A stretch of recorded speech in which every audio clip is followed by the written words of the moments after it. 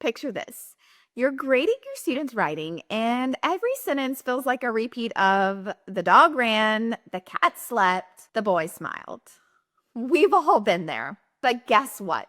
There is a simple sentence level strategy that can instantly level up your students' writing. Appositives.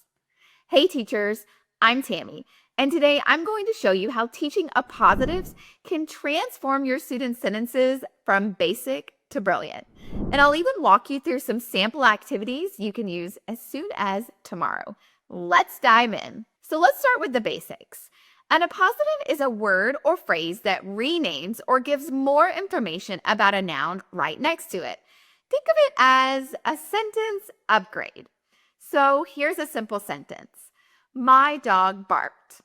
Let's add an appositive.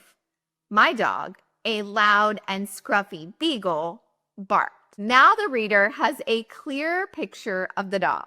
And here's another example. We went to the movie. Okay, that's not bad, right? But what if we said we went to the movie, a thrilling adventure full of twists and turns? Appositives usually come after the noun and they're most often set off with commas, but keep in mind that they don't have to be. So here's an example. A talented gymnast, Maria, won the gold medal. So that's an example of an appositive at the beginning. And at the beginning, when you're learning and teaching appositives to students, they could be a little bit tricky. So here's something helpful that you can use to explain them to students. An appositive answers the question, who or what is that? So it gives readers more specific or descriptive information about the noun it follows. So you might be thinking, do I really need to spend time on this in class? And the answer is 100% yes, and I'm going to tell you why.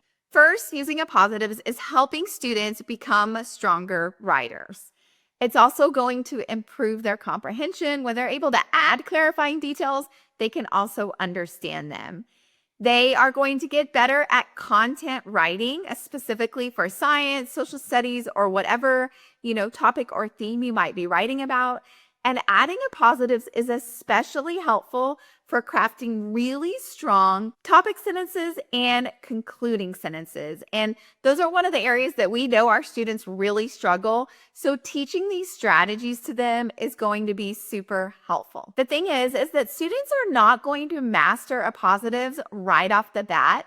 So you're going to need to spend some time scaffolding learning what they are, using them in different ways. And that's really what I'm going to show you today. Some simple activities that you can implement that will help your students master appositives and start using them in their own writing.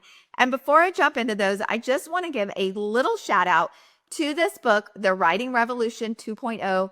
This is really our go-to when we're talking about improving our students' writing. And this was the inspiration for these activities that we are going to discuss today. So let's get started with 5 simple ways that you can teach your students about appositives and give them practice using them. So the first activity is going to be identifying appositives. And this is a great way to just introduce them. My examples today all come from the book Because of Winn-Dixie by Kate DiCamillo.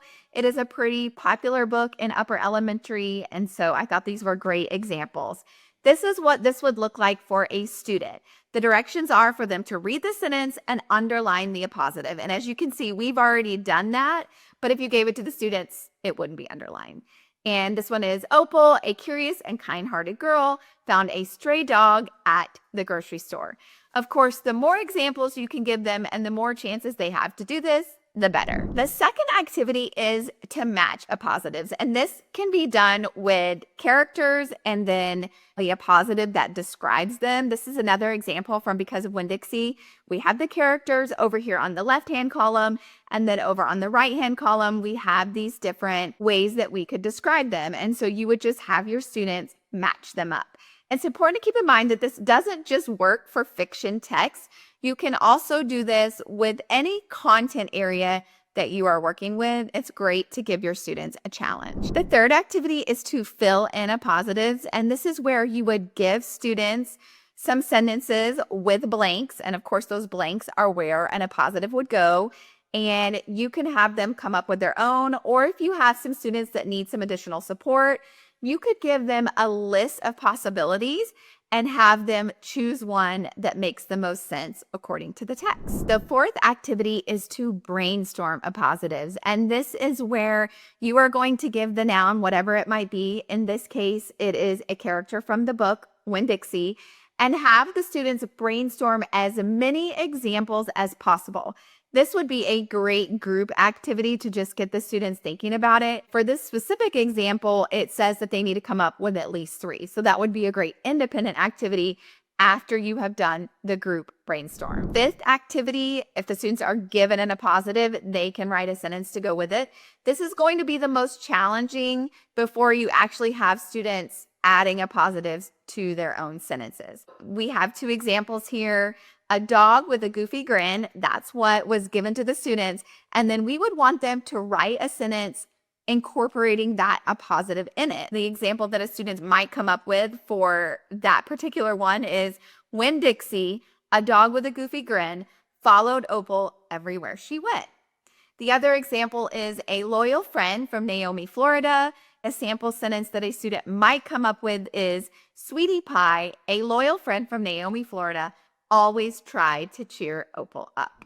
Now, the purpose of all of these activities is to really give your students a lot of experience with appositives so that they are very clear on what they are and how they fit into sentences. And the ultimate goal, of course, is to have them adding them to their own sentences without prompting. This is not something that's going to happen immediately, and that's why we suggest working your way through these activities and repeating them. Remember, with writing and a specifically sentence level instruction, it's not always linear. So you're not always going to start with activity 1, move to 2, move to 3, and then when you've gone through all 5, suddenly your students have mastered using appositives. Remember that you're going to have to revisit these activities and give students a lot of opportunities and practice to use them in different ways. As you can see, teaching appositives doesn't have to be super complicated. It's actually fun and something your students are going to enjoy. And I promise you, it will level up their writing so quickly, and you won't have to read sentences like the dog ran and the cat slept anymore. If you try any of these activities, please let me know in the comments. We want to hear from you and how your students are doing when you're able to implement these in the classroom. Don't forget to check out the Writing Revolution 2.0 if you are ready to implement these kinds of strategies and more. Don't forget to come back next week. We are continuing this amazing series on writing. We're giving you strategies that you can take to your classroom the following day to help your students become better writers and to help you become a more confident writing teacher. So please don't forget to like and subscribe for more tips. We're going to help you make literacy instruction simple and effective.